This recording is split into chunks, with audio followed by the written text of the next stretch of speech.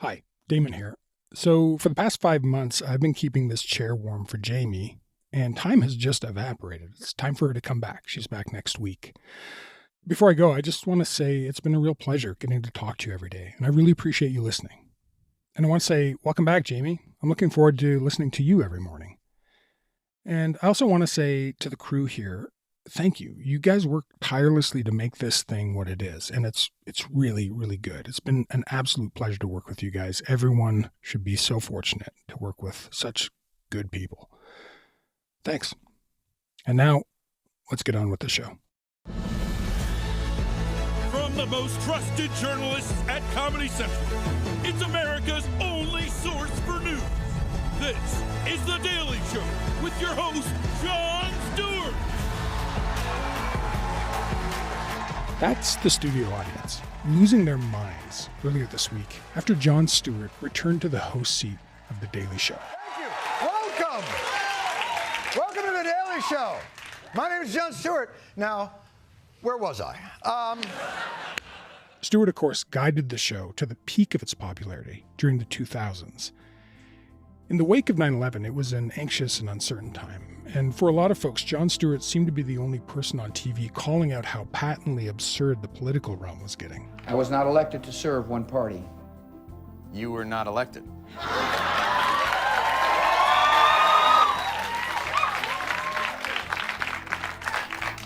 I hit a nerve.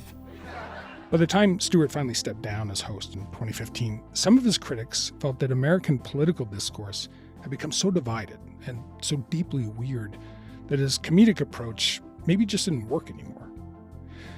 It's only gotten more divided since then, and more deeply weird. So why is Jon Stewart returning to the job now? Is this just a nostalgia play? Or does the show genuinely have something to say about the current political moment? We're going to talk about this with Sam Adams. He's a writer and senior editor with Slate.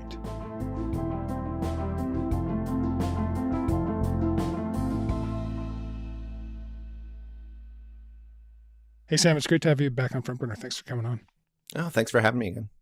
Okay, so Jon Stewart is back as a host of The Daily Show. When you first heard he was coming back, what went through your head? Well, I mean, my first response was shock. My understanding was that Jon Stewart had made it quite clear over the last 9 years that he had no intention of coming back to The Daily Show. There seemed to be a sort of an orderly plan of succession in place where Trevor Noah was going to leave and be replaced probably by Hassan Minhaj. And then that all blew up thanks to a New Yorker expose about sort of inaccuracies in his stand-up comedy and performance. Minhaj's act often includes experiences that he says he's faced as an Asian American and Muslim American. But the comedian tells the New Yorker many of those stories either didn't happen to him or they were embellished. So we found ourselves in the situation where all of a sudden the new guy was the old guy. What was your emotional response? Like, were you happy about this? Were you perplexed? Were you indifferent? Yeah, I think I had probably a number of different feelings at the same time. I mean, like a lot of people, I loved The Daily Show when it was on. I have missed it on some level. The nostalgia factor of having Jon Stewart back on my television, back on my web browser, is very powerful. At the same time, the world has changed a lot since 2015.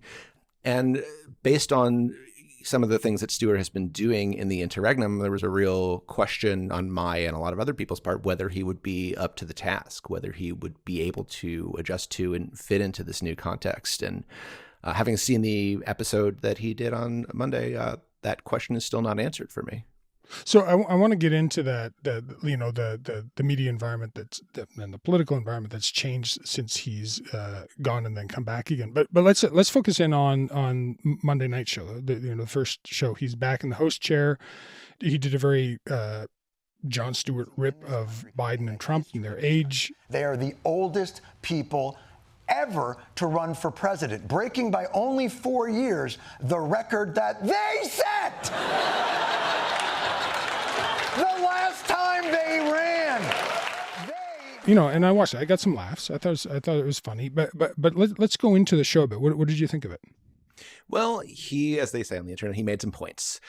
He started off with some kind of, lowball Super Bowl jokes just to get everybody warmed up. ease himself back into the chair, so to speak. Kansas City Chiefs are world champions, which means the decades-long plot in which Travis and Taylor brainwash America into getting routine vaccinations is complete.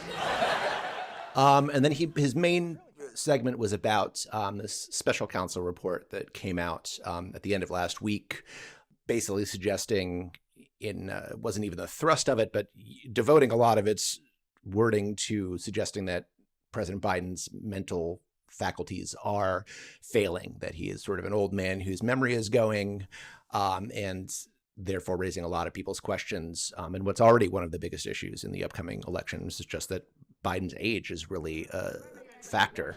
Many American people have been watching, and they have expressed concerns about your age. That is your judgment. That is your judgment. Boom! He took them to the house. He was all over it. Joe Biden taking names. You did no, don't stop. Wait, hold on, sir. No, you killed this. Take the W. What are you? Stewart walked through that. He walked through. He compared it to the sort of more surreal, I guess, cognitive lapses that have taken part on that you see in kind of Donald Trump's behavior, including most recently suggesting that if Democrats win the next election, they're going to rename the state of Pennsylvania. We have to win in November, or we're not going to have Pennsylvania. They'll change the name. They're going to change the name of Pennsylvania.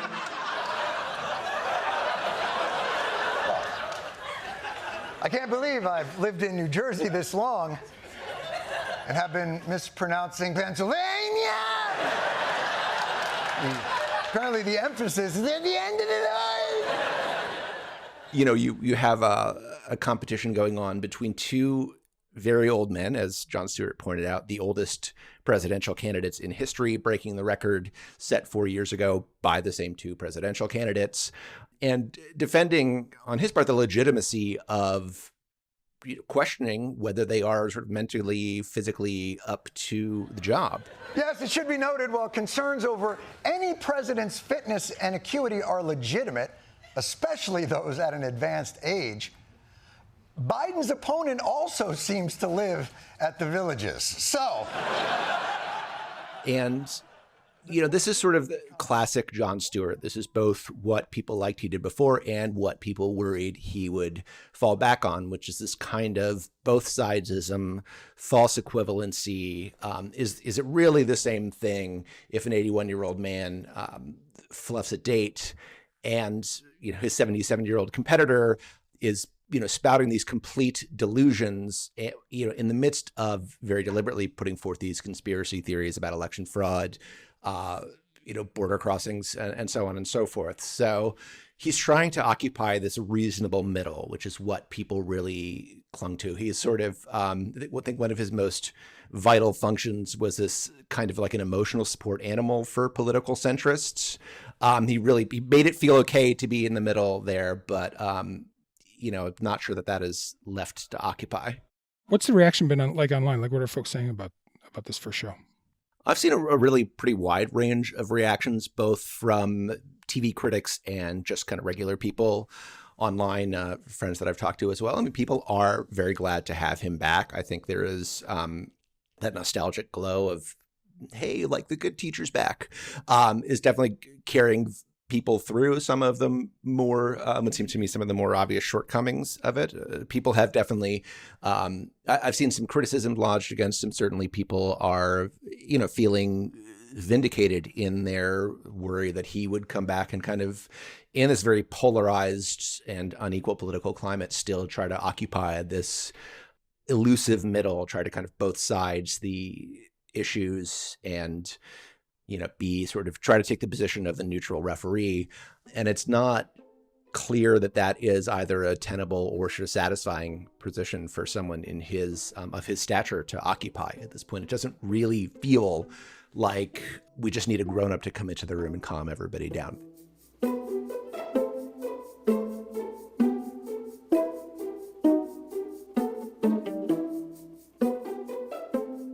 Let's go back to 1999 when Jon Stewart takes over the Daily Show as the host. For those, who were listening who maybe weren't around or weren't watching it, weren't actively following, the show at the time, why was it such a big success? Well, it was a big success for a number of reasons, one of which is that it was so unexpected. Jon Stewart pointed out when he retired from The Daily Show after 16 years that it was the longest he'd ever held a job by, I think, 15 years and 7 months or something like that. He was, a popular comedian who had hosted a bunch of very quickly failed TV shows, coming into this, funny, snarky, satirical news show on a little watched cable channel. Nobody really had any expectations for it, but, it pretty quickly evolved into one of the sharpest places for media criticism anywhere in the political landscape, including not just television, but print, radio, anywhere. Americans were greeted this week as liberators. The bad news, the country was Albania and we've never invaded. Yes, to get a pleasant reception, the president only needed to fly to a country referred to as the poor man's Kazakhstan.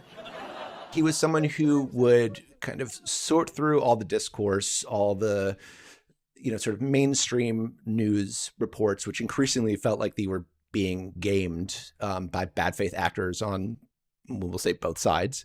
He would sort through that. He would tell you what mattered, what didn't, and he would, more importantly, kind of tell you how to feel about it. This is not something you need to worry about. When he told you something actually was that bad, you actually did need to be upset about this. That really came with a certain moral weight. So, a lot of the success, I think, had to do with the climate he's in, and I want to talk about that, I guess, in two ways. There's the political climate, right? That this is like the post 9/11 years, the war on terror, invasion of Iraq, but there's also the media climate. So how much of this had to do with the political climate at the time? Well, I think a lot of it had to do with what was going on in American politics, which is also sort of intimately linked to what was going on in American journalism. You had political figures, prominently Dick Cheney for me in the Bush administration, really concentrating on sort of using their own channels, communicating directly to people, bypassing the news media. And this is sort of famous New York Times article had it creating our own reality. So these were people who would just act as if reality was whatever they wanted it to be. And, when questioned about it or called it on the media, they would just stonewall. They would just say the same untrue thing they had said before, or alternatively say that they had never said the untrue thing that they were on tape saying, and essentially forcing the kind of mainstream news anchors to appear partisan by saying, okay, what you just said is a lie. And there's proof of that. Like, you said you didn't say this thing, you said it on camera. That's right. And this is a lot classic Jon Stewart is portraying that hypocrisy, right? Like doing a montage of the number of times that a political, person has said, betrayed the thing they just said, right? Like clip after clip after clip. That's like a mainstay of the Daily Show. The choice is disarming them by war or letting them have these weapons of mass destruction. We're dealing with a country that can really finance its own reconstruction, and relatively soon. By the way, you can have all these memorable screw-ups and more. Just call now and order. Now that's what I call being completely wrong about Iraq. Yeah, he would call a lie, and that was really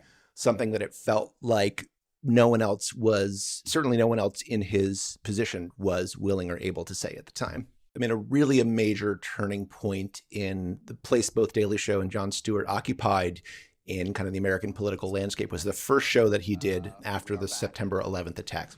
This is our first show since the tragedy in New York City. And he started at his desk with a long sort of emotional, non-comedic monologue where he just said, basically gave you the sense that he didn't know what was going on either. He didn't know how to feel. He was as disoriented as everyone else was. He wasn't just going to get to the jokes. He wasn't going to be like a TV anchor and just pretend that everything was back to normal. He was willing to be as sort of uncertain and freaked out, almost near tears on the air, as really everyone felt at the time. Any fool can destroy. But to see these guys, these firefighters, these policemen, and people from all over the country, literally with buckets, rebuilding, that's extraordinary. And that's why we've already won. It's democracy. We've already won. They can't shut that down. And I think that really established him as someone who would, say the things that other people wouldn't say, not just in terms of sort of speaking truth to power, but also in terms of just channeling the feelings that we were all feeling. So as, we went from September 11th into the war in Iraq, which, seemed very clearly to many people, including myself, to be premised on at least insufficient information and what we now know was deliberately falsified information. He would say that in a way that the mainstream news was either, the New York Times sort of, famously bought into that false line of reasoning, and other places were sort of hedging and saying, well, we don't know. And Stewart was the one who was saying, no, this isn't true. Like, and people are against the war, even though they're kind of not, protests aren't being seen on the nightly news. So he, it felt like an outlet for that. While at the same time, he's never a political radical or a sort of anti-establishment figure. And he, when Baghdad fell, he sort of famously, again, tried to occupy the middle and was like, look, if you're, glad that all these people have been killed, there's something wrong with you. But if you're not a little happy that this country has been liberated, you also need to kind of check your priors.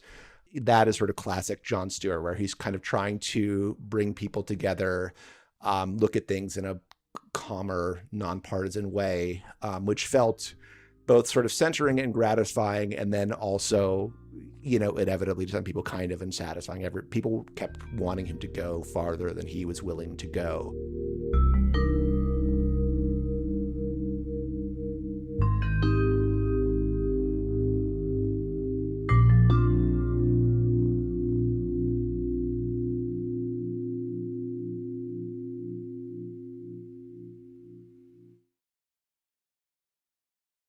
How influential was all this on real world politics at the time? That is sort of the $64,000 question. I mean, certainly The Daily Show became a place increasingly for, more and more political figures to try and connect with a sort of largely millennial audience that had grown up on it, also sort of older viewers. I mean, when Jon Stewart retired, one of the people who Bill Clinton asked, well, where am I going to get my news from? So, it felt like everybody watched it, and you ended up, with people like Obama in the middle of the campaign coming on the show because he valued that audience. Why do you do a show like this? What's in it for you? First of all, I'm a fan because I think that Jon is able to break through a lot of the silliness of a campaign season. The other thing is you got a different audience, and part of our campaign is about getting people who haven't been involved in the process. This is a wonderful venue to do it. So it certainly became politically influential in that sense. Whether or not people actually changed their behavior because they might get cut out on The Daily Show, I don't know. I mean, that's a lot to ask of a half-hour show that's on 4 nights a week on a TV channel that's mostly devoted to stand-up comedy and now reruns of The Office. So I don't know that it's really entirely fair to sort of hold the TV show to that account. I mean, Jon Stewart didn't do what no one else has also been able to do. So he just failed in the same way that everyone else failed, and no one has been able to figure out how to do things differently. But, the show did hold out this kind of hope that it might be able to make things better. It was a place where it felt like for half an hour, 4 nights a week, reason would prevail. And that just didn't turn out to be as contagious as some of us might have hoped. Yeah, but he did. I mean, it did have an impact, though, right? Like maybe it's not fair to say a political impact, but it certainly had an impact on the media. Like there's a couple things he's, famous if not infamous for. There's his appearance on CNN's Crossfire during the 2004 election, right? And so he's on there. He's basically doing his Jon Stewart thing with Tucker Carlson as one of the co-hosts. When you have people on for just knee-jerk reactionary talk. Wait, I thought you were going to be funny. Come on, be funny. No, I'm not going to be your monkey. Go ahead. And, after that appearance, CNN's president cancels the show and fires Tucker Carlson, right? So, and that was attributed to Jon Stewart. Right. Well, yeah, because one of the things he did during that appearance is he made this emotional appeal. He didn't just say, you guys are full of it. This is just political theater. He said, you're hurting America. Right now you're helping the politicians and the corporations, and we're left out there to mow our lawns. You just said we're too rough on them when they make mistakes. No, you're not too rough on them. You're part of their strategies. You're partisan, what do you call it, hacks. Wait, John, wait, let me tell you. This is actually bad for the country. And I think that was kind of unquestionably true. The replacing political debate with sort of puppet show blood sport is, that is so much of what politics is now. Jon Stewart was the one who said, don't do this. This is bad. And I think, some people grew a sense of shame and stopped doing that. But some people got over it and kept doing it.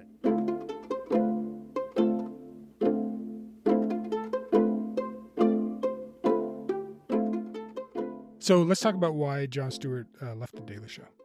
I think there are probably a lot of reasons for it, some of which he was explicit about, some of which are speculative. He had been doing the job for a tremendously long time.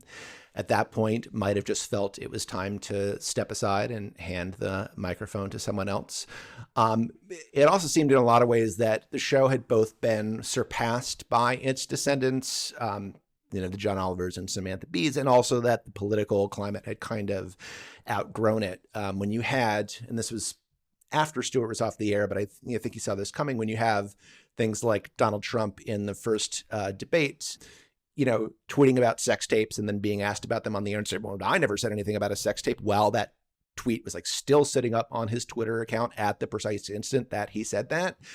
The whole technique of kind of calling out a hypocrisy, showing that people were saying things that they knew not to be true, only works if the people saying those things have an ability to be shamed. And in the 26 campaign, it was sort of a post-shame campaign. They would just kind of keep saying it, and that, and I think maybe Jon Stewart felt like that power was waning as well. But I think he was also just, had been doing it a long time, had already taken a hiatus from the show to direct his first movie and then quit to go and direct his second. I think he, among other things, just got tired of doing a job he'd been doing for 15 years at that point. So we're well into the post-shame era now. The world's a different place. His Jon Stewart's superpower that he had during the kind of golden era of The Daily Show might not work anymore. So I guess the question is, and I know you were alluding to this earlier, but is Jon Stewart still relevant? I would not say that the first show back made him feel especially relevant or necessary to the discourse going on. I don't know if it's possible for him to outpace the discourse, which is so much faster and denser than it was even 9 years ago. One of the things that's really notable about the approach that John Oliver has taken, for example, is that, they do sort of long form pieces that are off the news cycle. They're not just kind of repeating the same thing that everybody was talking about for the past week. So it'd be interesting to see if Stewart kind of tries more of that once it's very clear that the audience is coming back for him. The ratings for Monday Night Show were tremendous. So he is certainly relevant in that sense. He is being watched in a way that the show has not been watched for years. What he's going to do with that platform and what, if any, impact it's going to have, I don't know yet.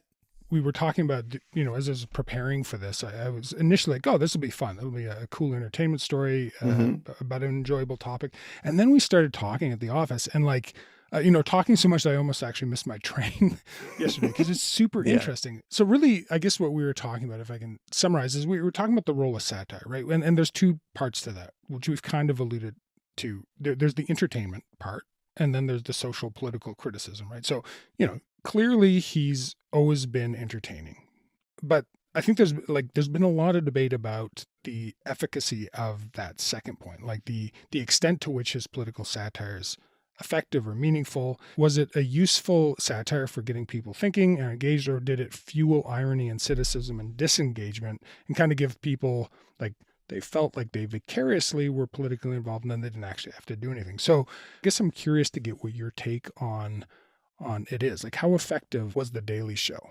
Right. I think that is certainly in retrospect. And as Jon Stewart is coming back, that's the big question. That's really the sticky wicket here. Is his brand of media criticism, is this educating people? Is this making people more sophisticated viewers of the political discourse. I don't know that, and he's probably not solely responsible for this, but I don't recall, 20, 25 years ago, people sort of outside the pundit class, outside the Beltway, talking about, for example, sort of political narratives in the way they do now. I think people are, for reasons that don't only have to do with The Daily Show, but have significantly to do with that. I mean, people are more sophisticated about how these things are constructed, about why, politicians say things in a certain way in order to reach certain constituencies or to build certain realities for themselves.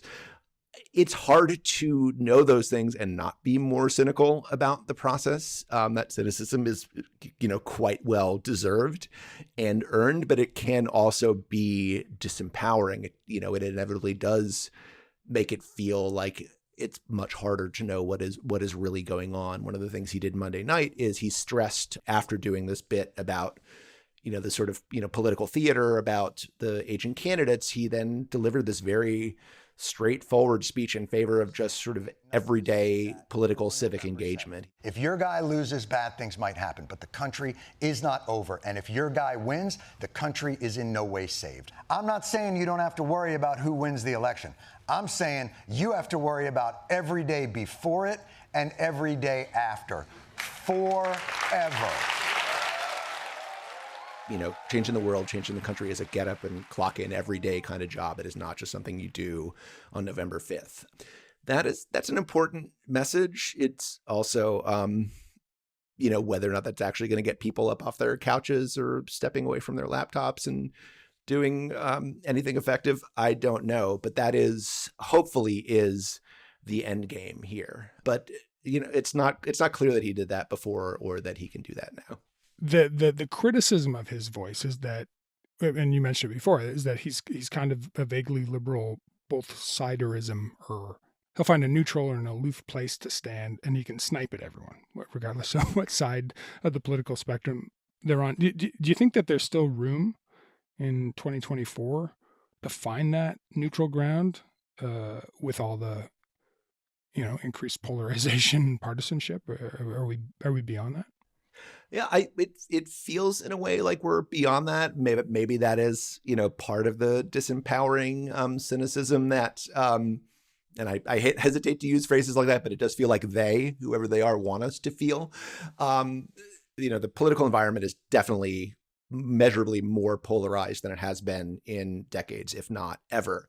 But also, there are a lot of Americans who feel, whether or not they're correct, who feel like they're in the middle, who feel like they're sort of reasonable, voters who could go one way or the other.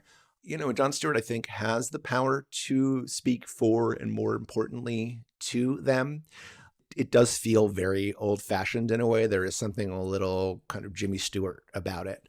But maybe that's something we shouldn't stop believing in, no matter how elusive it feels. It's something that I feel very conflicted about, and the show, doesn't resolve for me. But maybe that's maybe it's not the worst thing to rethink that. All right, Sam, thanks so much for coming on and talking about this. It's been really fun. Oh, thank you so much. My pleasure.